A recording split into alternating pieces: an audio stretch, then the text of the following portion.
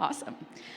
Hi, everybody. We're going to get started a little bit early. Thank you all so much for coming here. I know this is a very early talk, so thanks for getting up early and showing up here.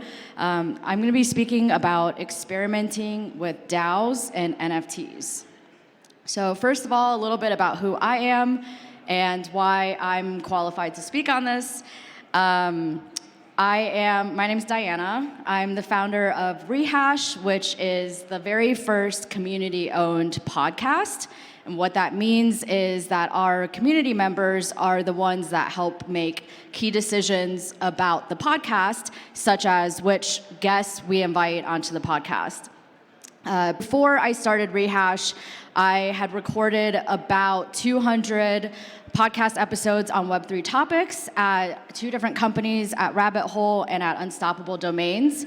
And I started Rehash back in April of 2022, so it's almost been a full year already. And it started as an experiment itself, and we haven't stopped experimenting since. So I'm really excited to talk to you guys all about that part. I also spent 6 months experimenting with decentralizing a content and media function within the scope of a company when I was at Rabbit Hole, and had a lot of learnings there that I've applied to Rehash, which we'll get into a little bit later. And with NFTs, that is something that kind of immediately grabbed my attention as soon as I entered the space back in late 2020 before the big NFT craze. And the first NFT experiment I participated in was something called Paperclip DAO back in the summer of 2021, which if any of you were into reading blogs back in the early 2000s, there was a blogger back then who ran a red paperclip experiment where he had a red paperclip and he traded it up and up and up until he eventually got a house for free from a red paperclip. So we basically tried to replicate that experiment on chain with NFTs. So really for the last 2 or more years, I've been experimenting a lot with NFTs and with DAOs, and I'm really excited to talk to you guys about this topic.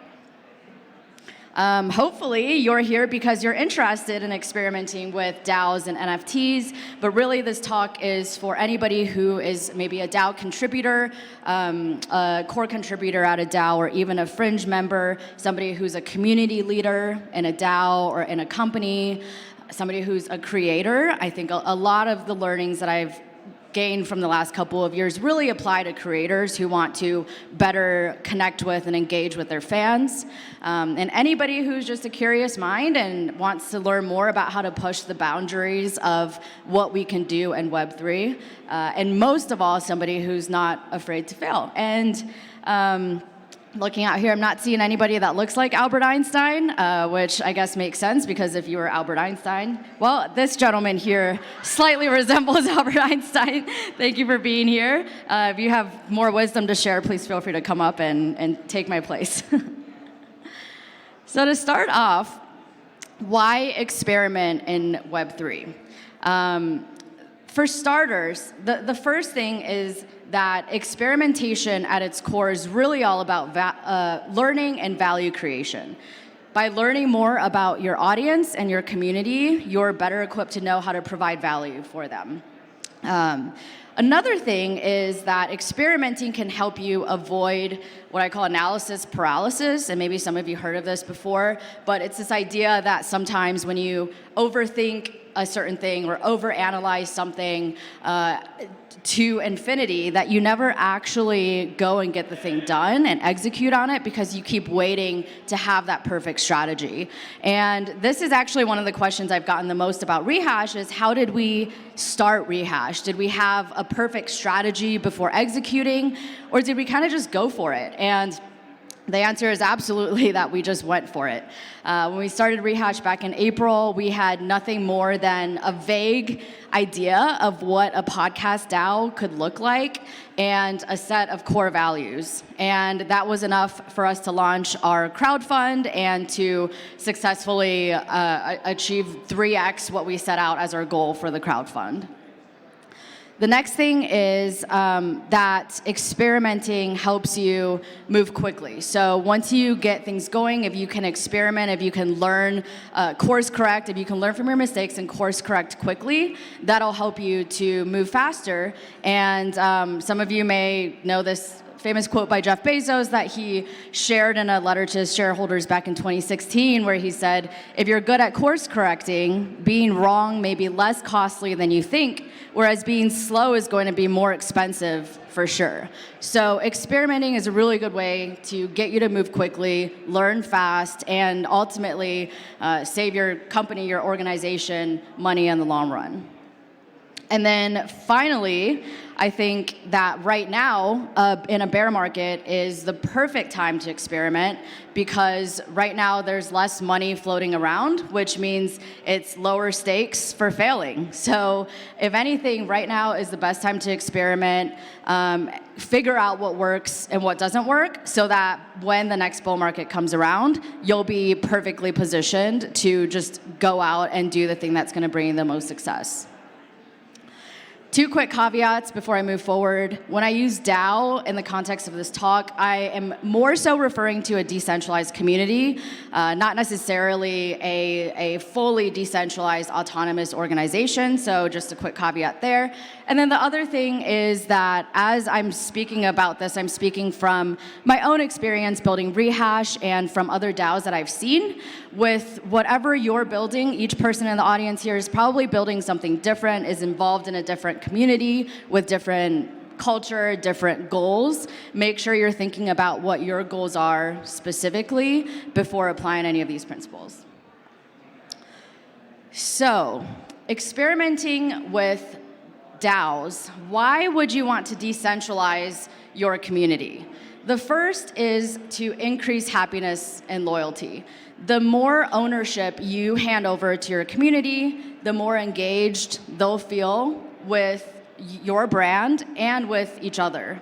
And the happier they are, the more connected they feel with your brand and with each other, the more loyal they'll be to your brand, and the happier they'll be being in your community.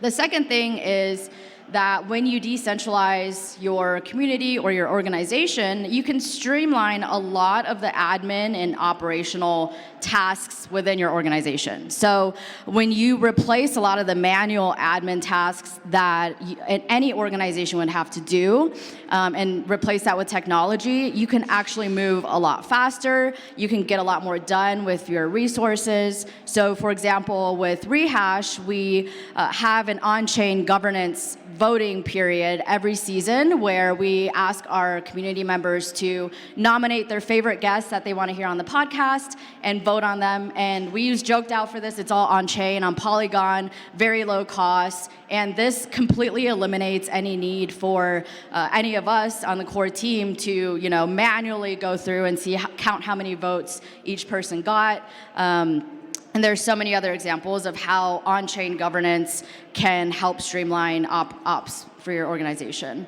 And then finally, another great reason to decentralize your community is to make it easier for co-marketing and co-branding opportunities. I think one thing blockchain really enables for communities is this ability to token gate a certain event, for example, or to token gate a merch sale or something like that, which is so much more efficient when you can just say, hey, let's take my community token and your community token gate it with something like Guild, for example, and then allow people to go in and buy merch or sign up for your event when they hold one or more of the tokens that are whitelisted in this Guild gate. So these are just a few reasons why you might want to decentralize your community.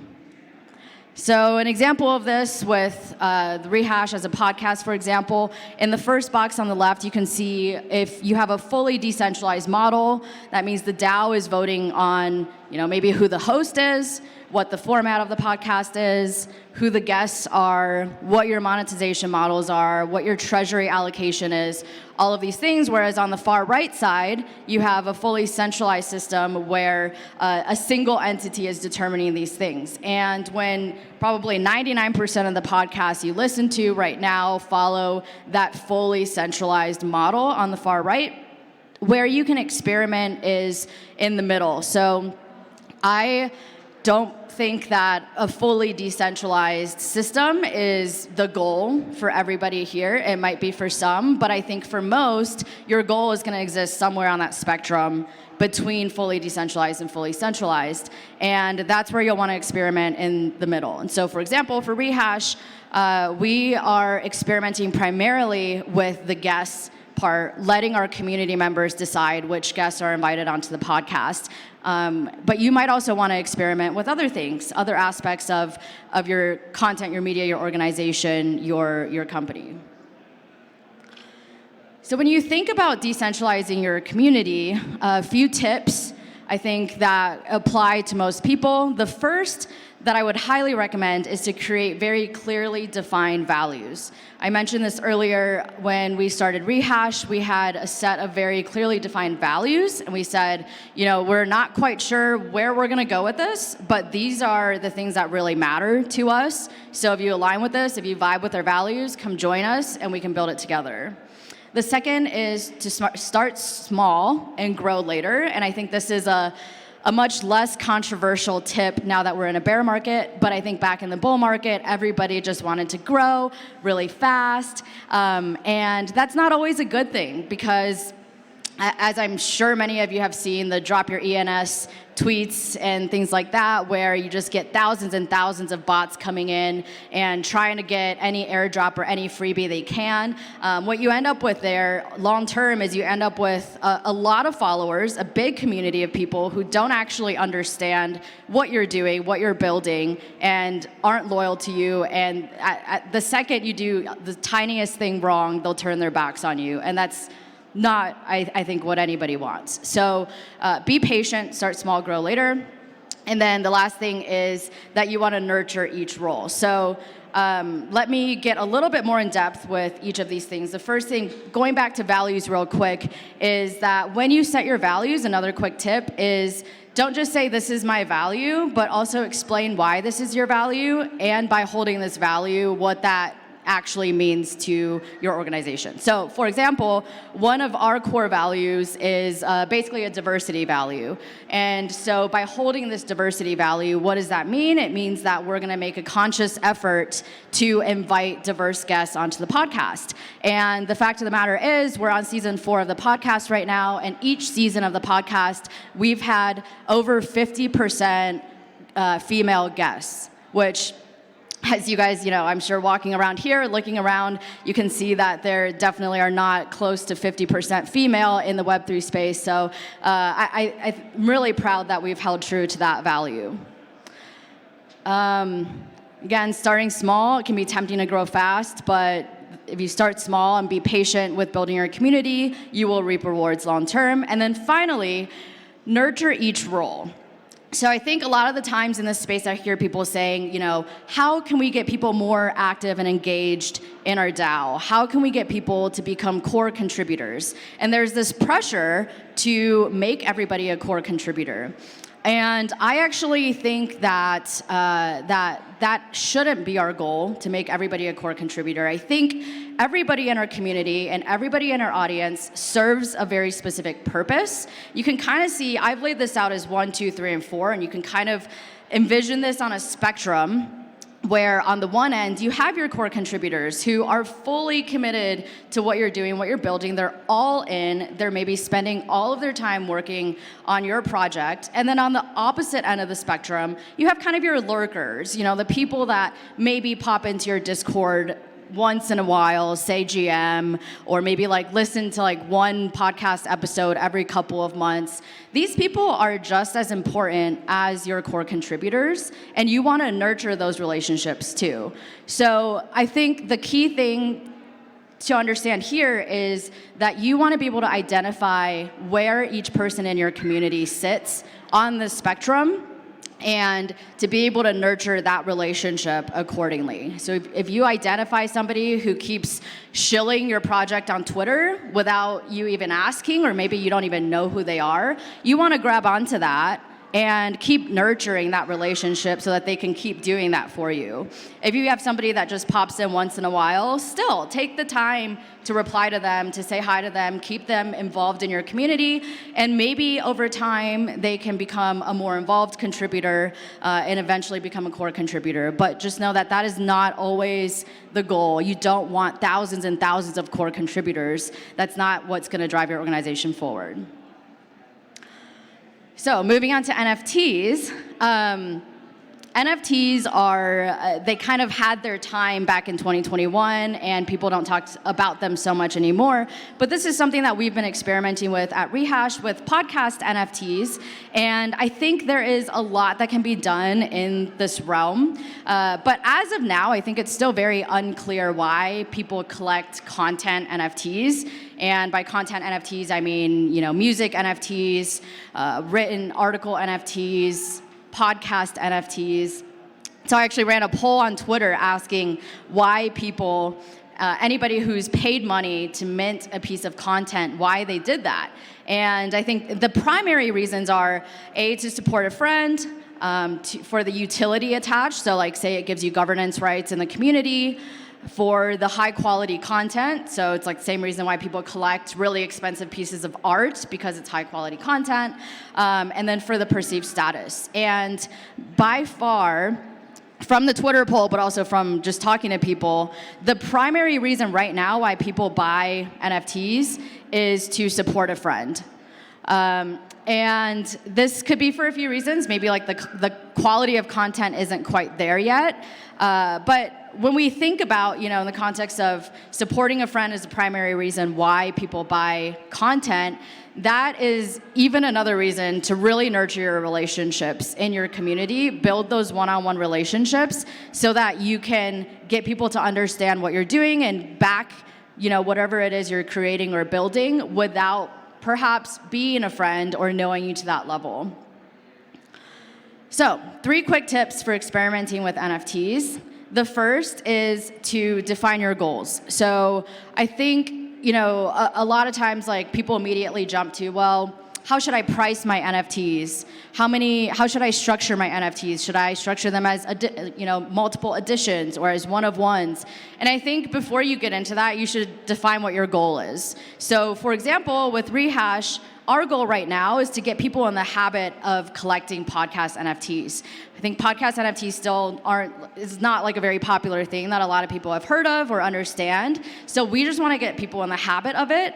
And so we're optimizing for getting as many people collecting as possible. So we've structured our NFTs such that each NFT is only 0.005 ETH. And we have 20 editions of each episode that are available to collect. And so this way, with kind of a smaller number of editions available at a very low cost, we're hoping that this will help drive user behavior to collect these podcast NFTs.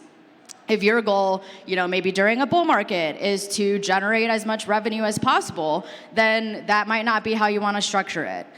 So define what your goals are, understand what your goals are, and then that'll help you determine how to structure your NFTs and how to price them.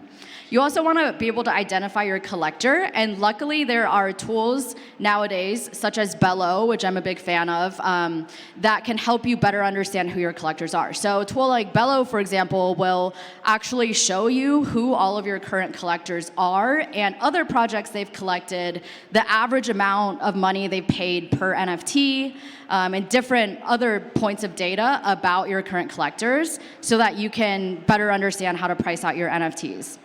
And then finally, don't be afraid to fail, learn from your experiences, and course correct quickly. And that's pretty much it with NFTs. So finally, last quick thing, this is just a funny meme. NFTs, DAOs, this whole Web3 space in general, we're all still very early in the space, and a lot of this is very new. There is no rule book for how to do things. Most people don't really know what they're doing. We're all out here experimenting to a certain degree. So just don't be afraid to go out and try new things and fail. You will fail, but that's really the only way to learn is by failing. So thank you for coming. I know I'm a little bit over time. Hopefully you learned something new in this talk. Feel free to connect with me on Twitter at @DDWChen or on Telegram as well. I've got to run to a podcast after this, but please send me a message on Telegram if you want to chat more. I've also got some Rehash stickers in my bag that I'm happy to pass around if anybody would like one. And if you're an NFT holder in the audience, which I see some of you, and you haven't gotten your Rehash beanie yet, please come find me to get your Rehash beanie.